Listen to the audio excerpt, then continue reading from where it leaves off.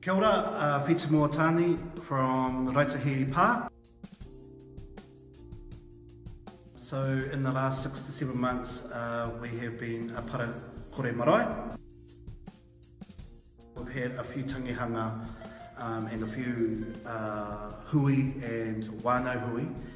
And one of the biggest challenges we've found is educating our people on the importance of parakore and also normalising parakore in the marae, at the marae, sorry. And then the challenge there for us is to ensure that they follow through with the recycling, with washing the cans and the plastic bottles and putting them in the correct bin, and also teaching our people about not throwing all rubbish in one bag.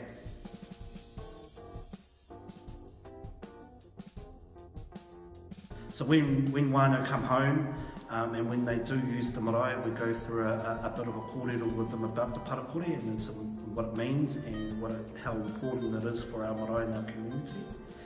And we also show them how to wash them, show them where the signs are placed at the marae, and going through the easy steps on recycling.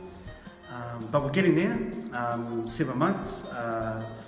Wānau are slowly normalising it when they are at the marae, and the challenge for themselves is to do it at home. So, watch another 7 more months. We hopefully have overcome those challenges and educating our people.